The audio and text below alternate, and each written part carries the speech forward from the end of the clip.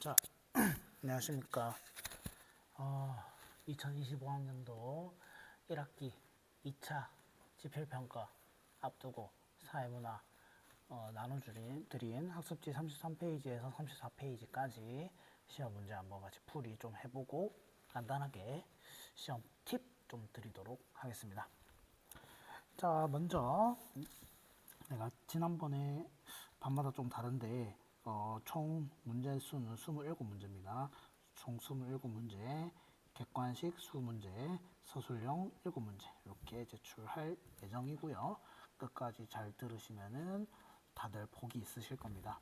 자, 먼저 첫 번째 문제. 요거는 우리 지난 6월 초에 쳤었던 전국연합 학력평가에서 있었던 문제들입니다. 그 중에서 몇 문제들만 조금 특별히 꼽아서 여러분들한테 나눠드렸고요.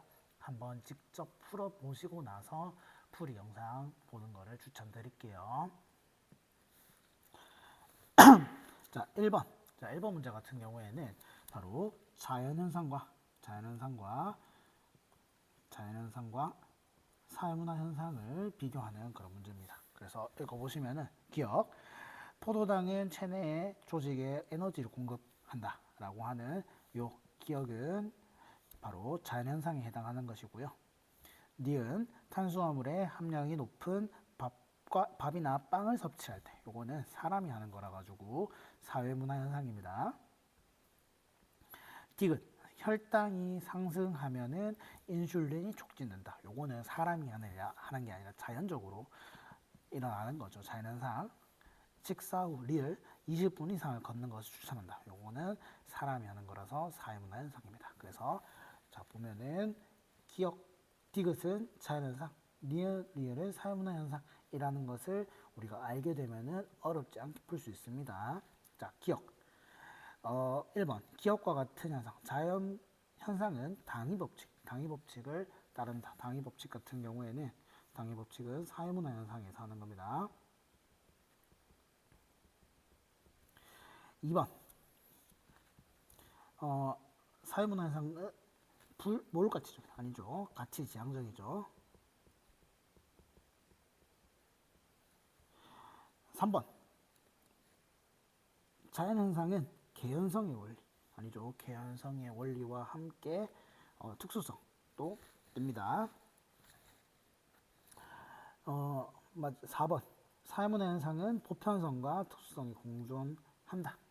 이것이 정답이 되겠죠. 정답이 되겠습니다. 확실성의 원리죠. 확실성. 자, 5번 기억 디귿 자연현상은 리얼 사회문화 현상과 관련해서 인과관계가 뚜렷하다. 아니죠. 요거는 자연현상이 더 뚜렷합니다. 그래서 정답은 4번이 된다. 별로 어려운 문제가 아니다. 자, 다음 4번. 다음 글에서 강조하는 사회문화 현상 연구에 대한 연구 태도와 관련된 문제입니다. 연구 태도 문제. 연구 태도는 4가지가 있어요. 연구 태도는 성찰적 태도, 상대주의적 태도, 객관적 태도, 그리고 개방적 태도. 이렇게 4가지가 있는데 그 4가지 중에서 어떤 걸 설명하고 있고 어떤 거랑 매치가 되는지 보시면 되겠습니다. 과학이란 본질적으로 이론이 아닌 가설로 이루어져 있다. 가설은 참이 아닌 끊임없이 증명하는 과정을 통해서 반증하면서 현상에 대해서 정확한 설명을 하려고 한다. 따라서 연구자들은 기존의 이론을 무조건 출종하는 태도를 지향하면 안 된다라고 얘기를 하고 있습니다. 그래서 요거는 이 4가지 태도 중에서 개방적 태도에 해당한다라고 볼 수가 있겠고요. 이 5가지 선지 중에서 개방적 태도와 관련된 게 몇 번인지 정하는 문제입니다. 1번 현상을 있는 그대로 관찰하는 거. 요거는 4가지 중에서 객관적 태도와 관련된 거다. 2번 현상의 이면에 담겨있는 의미를 이해하려는 태도이다. 이면에 있는 의미를 이해하려는 태도는 바로 성찰적 태도 되겠습니다. 3번 연구자의 편견이나 주관적 가치를 배제하는 것. 요거는 바로 객관적 태도이고요. 4번 현상이 발생한 맥락이나 배경을 고려하여 이해하는 태도. 요거는 상대주의적 태도입니다.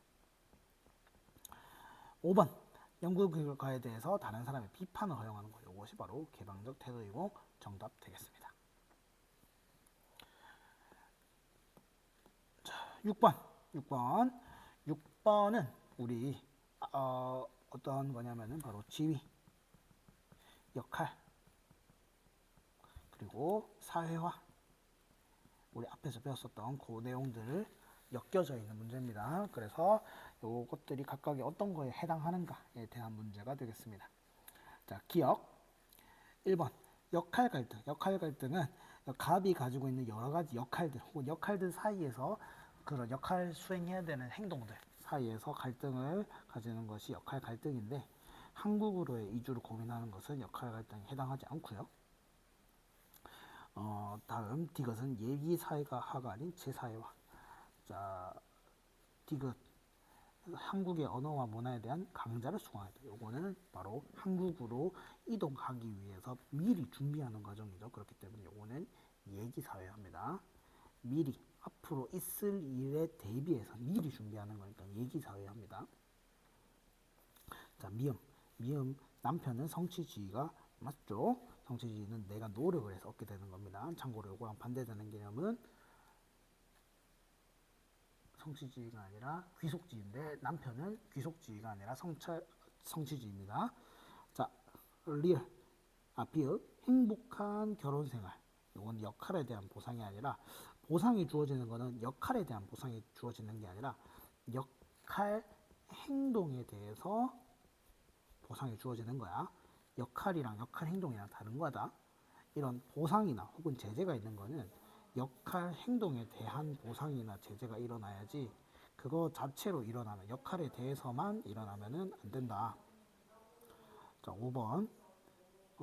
리얼은 니은으로서의 역할이다. 리얼은 이 학생을 열심히 가르쳤다는 바로 원어민 교사로서의 역할.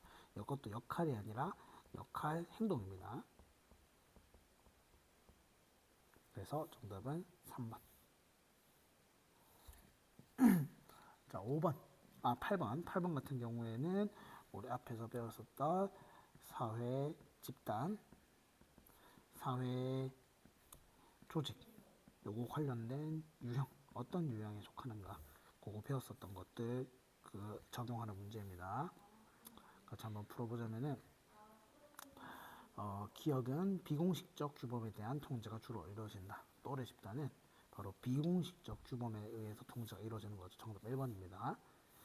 자, 고등학교. 리은은 곧 친밀한 대면 접촉을 바탕으로 하는 것이다. 학교 같은 경우에는 요거는 우리 앞에서 배웠었던 그 1차 집단이 2차 집단인지인데 요거는 고등학교 2차 집단에 해당합니다.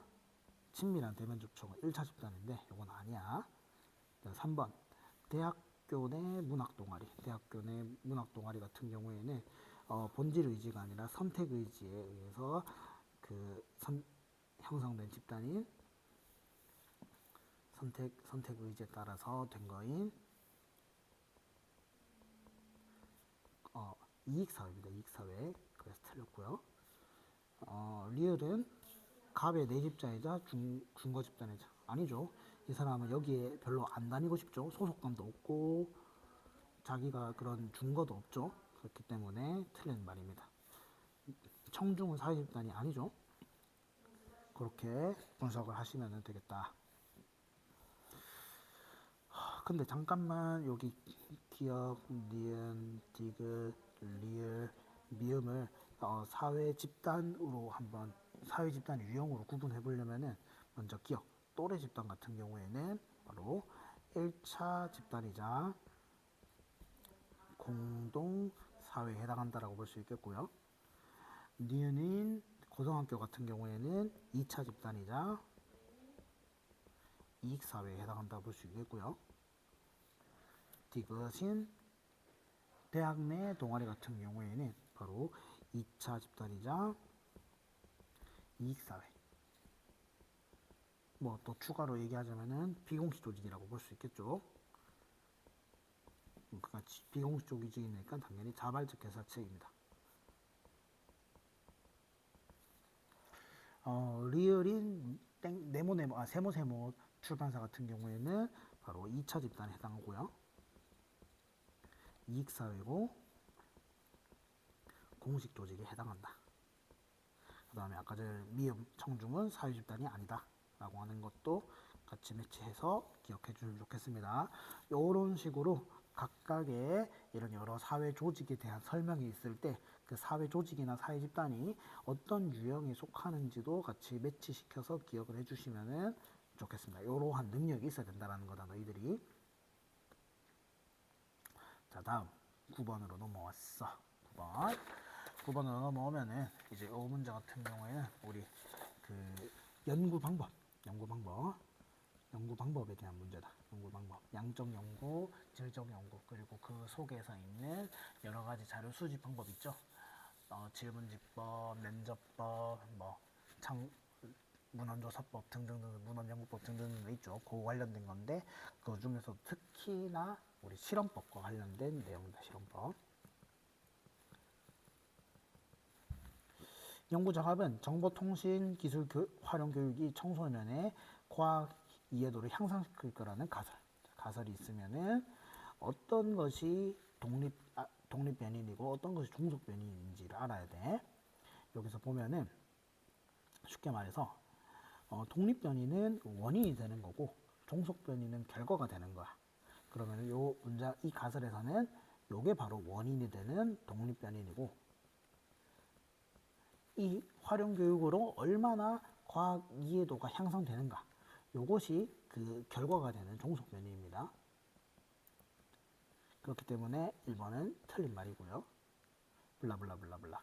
갑은 땡땡 고등학교 학생 100명에게 사전검사를 실시했는데 요게 모집단이야?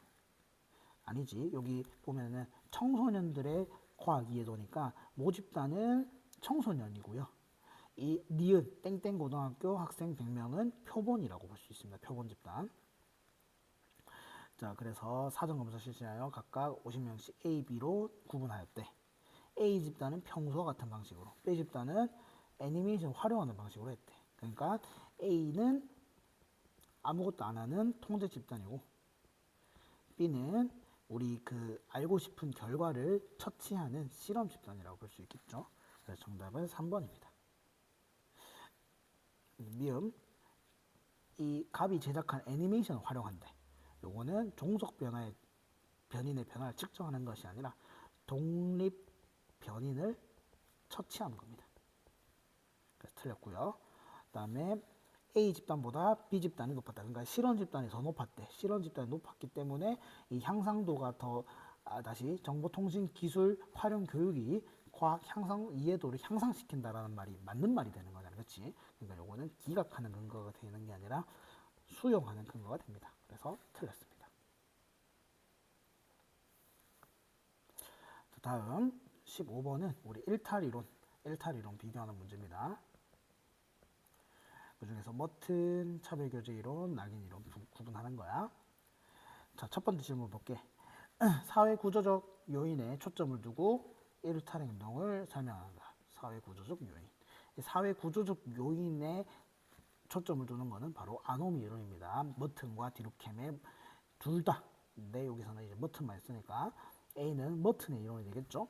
그러니까 B랑 C는 정확하게 뭔지 모르겠지만 가 질문에 따라서 차별교제 이론일 수도 있고 낙인 이론일 수도 있는 거야. 오케이? 자, 1번 A 머튼의 이론은 일탈 행동의 원인을 차별적 제재 아니죠. 요거는 낙인 이론입니다. 머튼 같은 경우에는 문화적 목표와 제도화된 수단 간의 괴리가 있을 때 발생한다라고 얘기를 하고 있고요. 2번 머튼의 이론은 일탈행동의 대책으로 일탈행동에 대한 신중한 규정을 강조합니다.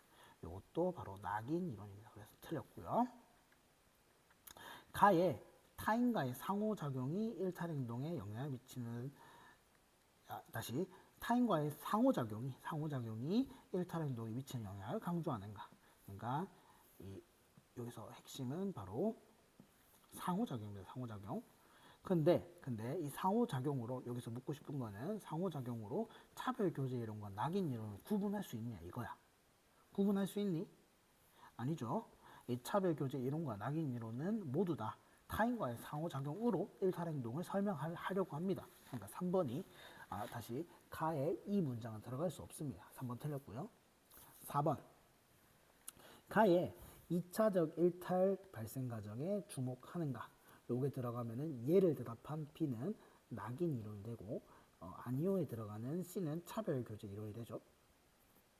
그래서 C 차별교제 이론에서는 일탈행동 학습의 산물로 본다. 요거 정답이 되겠습니다. 정답은 4번입니다. 학습 얘기 나오면은 차별교제다.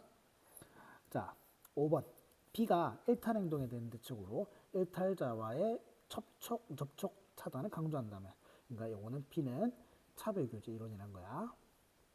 그러면은 C는 당연하게 낙인 이론이 되는 건데, 그러면 이 가에 예를 대답하는 예에 대답하는 B 차별교제 이론에 맞는 문장이 들어가야지 정답이 되겠죠. 일탈행동의 원인을 문화적 목표와 제도적 수단의 규칙. 이거는 머튼에 대한 설명이기 때문에 틀린 말입니다. 그래서 정답은 4번. 자, 요거 16번 같은 경우에는 사회와 조직, 사실 사회와 집단에 대한 얘기입니다. 우리 헷갈리면 안 돼. 그 공식 조직, 비공식 조직이랑 공식적 사회와 집단이랑 비공식적 사회와 집단이랑 요거 다른 거야. 서로 다른 건 구분해서 알아야 돼. 자, 다음에 대한 설명으로 옳은 것은 가는 가족, 대학교, 회사 중에 하나래. 근데 지금 봐봐. A는 다 정답이 써져 있지. 그러니까 이 질문을 통해서 A가 뭔지 알아야 돼. 사회화를 목적으로 형성되는가? 아니래. 기초적인 사회화를 담당하는가? 아니래. 요거에서 가족은 사회화를 목적으로 형성된 게 아니야. 근데 기초적인 사회화를 담당하거든. 그러니까 요거는 안 돼. 둘 다 아니오가 아니야. 그 다음에 사회화를 목적으로 형성됐는가? 요거 yes야. 기초적인 사회화를 담당하는 거 아니야. 그래서 이것도 될 수 없어. 마지막 사회화를 회사는 사회화를 목적으로 된 것도 아니고 기초적인 게 아니라 전문적인 사회를 담당하죠. 그래서 A는 회사가 됩니다. 근데 봐봐. 내가 지금 첫 번째 질문에 사회화를 목적으로 형성됐는가? 가족은 아니오고 대학교는 yes라고 했지. 근데 C가 봐봐. C는 이 첫 번째 질문에 대해서 예라고 했어. 그렇기 때문에 C는 자연스럽게 대학교가 돼야 됩니다. 그리고 B는 이 두 번째 질문에 예를 했기 때문에 다시 가족이 되고요. 그럼 여기 가지고 가족은 사회화를 목적으로 형성되었습니까? 아니요. 대학교는 기초적인 사회화 담당하니까? 아니요. 자, 기억 동그라미 기억에는 예, 니은에는 아니오다. 아니죠. 틀렸죠. 자, 가족은 공식적 사회화 기관입니까? 아니죠. 공식적 사회 기관은 사회화를 하기 위해서 만들어진 기관을 공식적 사회화 기관이라는데, 가족은 사회화를 하기 위해 만들어진 기관은 아니야. 틀렸죠. 디귿. 대학교는 전문적이고 심층적인 사회화 담당합니다. 맞습니다. A에서 C 모두 개인의 자아 정체성 형성에 영향을 줍니다. 맞습니다. 그래서 정답은 5번.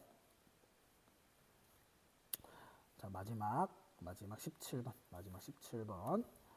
요거는 바로 사회 집단과 사회 조직의 유형에 대한 그런 문제입니다. 사회 집단과 사회 조직의 유형.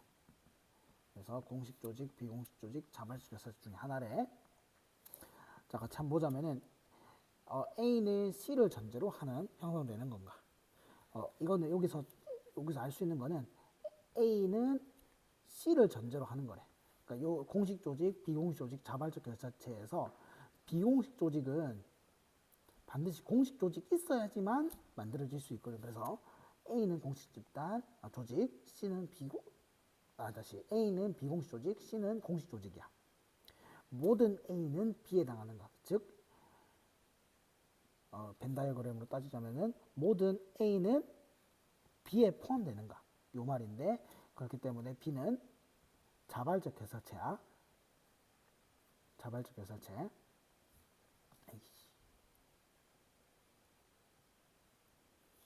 자발적 결사체. 즉 자발적 결사체 안에 다 비공식 조직이 있기 때문에 요게 맞는 말입니다.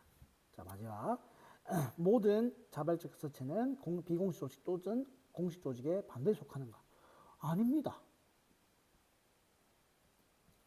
아닙니다. 그래서 이거 세 개 다 맞게 대답해서 3점이 되는 거야. 그래서 정답은 1번. A. 비공식 조직은 뚜렷한 목표 달성을 위한 과업자. 아니죠. 친목도모입니다. 친목도모. 공식 조직은 가입과 탈퇴가 저렇다. 아니면 자발적 결사체에 대한 설명이죠. 자발적 결사체와 달리 비공식 조직은 이익사회. 아니죠. 이거 세 개 다 이익사회입니다. 노동조합은 공식 조직이 아닌 자발적 결사체에만 해당한다. 아니요. 둘 다입니다. 둘 다. 네, 정답은 1번.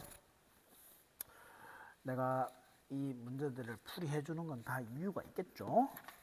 잘 좀 공부를 해주시면 좋겠고, 내가 미리 안내한 대로 우리 시험 문제 같은 경우에는 어떻게 나오냐면은, 시험 문제는 객관식 수업 문제 서술형 7문제인데, 객관식에는 1, 2단원, 교과서 1, 2단원 다 나오고, 서술형에는 2단원만 나온다. 그래서 총 27문제가 나오는데, 그냥 간단하게 알려주자면은 한 11개의 주제 정도로 나눌 수가 있을 것 같아요. 첫 번째는 우리 아까 제일 첫 번째 그 1번 문제에서 나오는 탕골로 나오는 자연현상과 사회문화 현상의 비교 냈고요. 그 다음에 우리 사회문화 현상을 탐구하는 세 가지 관점들 있잖아. 바로 기능론, 갈등론, 상징적 상호작용론. 요거 비교하는 문제도 냈고요. 그 다음에 우리 양적 연구와 질적 연구도 수업했잖아요. 그것도 중요합니다. 양적 연구와 질적 연구.